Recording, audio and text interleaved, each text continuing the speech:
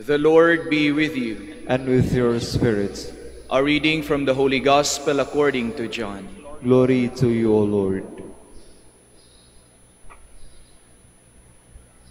Jesus said to his disciples, I have much more to tell you, but you cannot bear it now. But when he comes, the Spirit of truth, he will guide you to all truth. He will not speak on his own, but he will speak what he hears, and will declare to you the things that are coming. He will glorify me, because he will take from what is mine and declare it to you. Everything that the Father has is mine. For this reason, I told you that he will take from what is mine and declare it to you. The Gospel of the Lord. Praise to you, Lord Jesus Christ. Please be seated. Magandang umaga po sa ating lahat. Welcome po sa Minor Basilica of Our Lady of the Rosary of Manaoag, dito po sa Pangasinan. Ako po ay galing pa po sa Camiguin Island sa norte. Ako po ay missionary po doon. At hindi ko nga po namalayan, 7 months na pala po ako. Ano po ba yung sa Camiguin Island? Dito po sa north, ako po ay, kung magbibiyahe po kayo mula dito hanggang doon by bus, mga 10 hours po, plus 3 to 4 hours po by boat. So, yun po. At ako naman po ay napadpad po dito, napabisita, sapagkat meron po kaming school doon, yung Lyceum of Camiguin, meron din kaming parokya, at ang mga estudyante po namin ay mahigit 200 students. At ang mga grade 12 po ay kailangan mag-immersion. No? May ilang part po ng mga 15 students, dinala po namin from Camiguin dito po sa Manila last week. Ngayon po nakabalik na sila. At sila po ay nag-immersion dito po sa ating school ng University of Santo Tomas for 1 week. At minsan po natanong ko sa kanila, sabi ko, anong pangarap nyo sa buhay?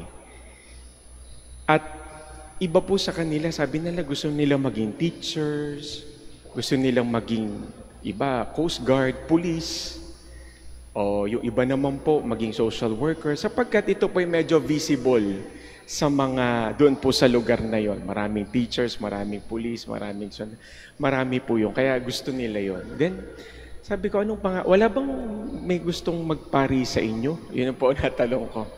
Then sabi nila, ay, nakangiti lang sila.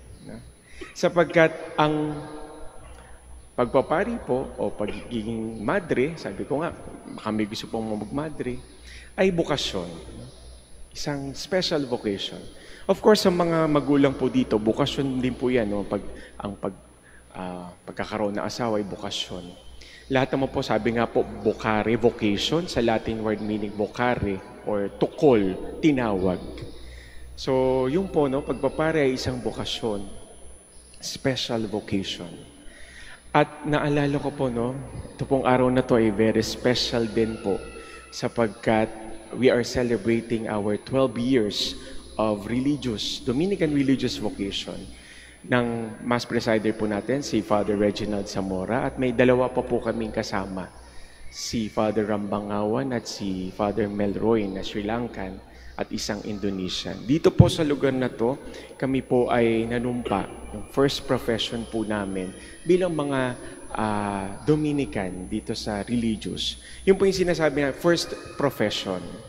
At may part po doon, sabi ko, tatandaan ko tong moment na yon sapagkat para sa akin, mahalaga. Kasi nung nagde-decide po ako doon sa whether magtutuloy po ako o hindi, tinandaan ko doon na yung unang profession ko, yun na rin yung magiging last na decision ko, the first and last. Meaning, kung ano mo po magiging first profession ko, yun na po yung decision ko. No? Hindi na po magbabago. Kaya nung kami po ay nanumpa dito para maging isang Dominiko, no? Ay tinandaan ko, hindi ko na po babaguhin. True enough, sa pagdadasal ko rin po sa banal na Espiritu Santo, ginaid po din ako. No? Kaya siguro kung tayo man po ay may mga desisyon na mahalaga, we can ask the Holy Spirit to guide us and help us. No? Kaya po, nung 12 years ago hanggang ngayon, hindi naman po siyempre naging madali, pero tinulungan din po kami sa awa at grasya ng Diyos, ng ating banal na Espiritu Santo.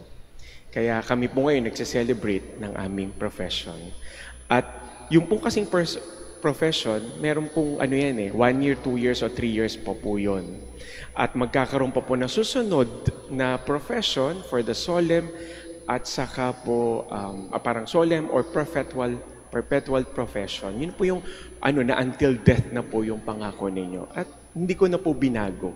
Kasi para sa akin, mahalaga sa pagsumpa, pagkakaroon ng panunumpa o pangangako sa Panginoon, hindi lamang base doon sa emosyon na nararamdaman natin.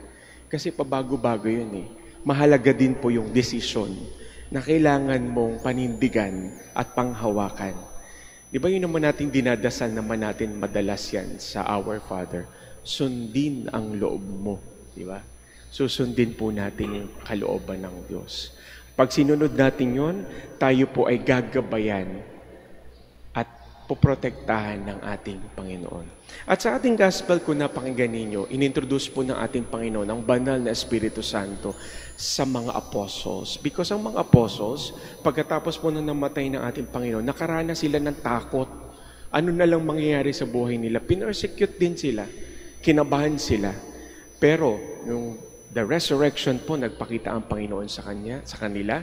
Ang sabi niya, ini-introduce niya ang banal na Espiritu Santo na pag-akyat niya sa langit, ang banal na Espiritu ang mag-guide sa atin. No? Siya po ang gagabay sa atin. Kaya ngayon po kasama natin ang Holy Spirit.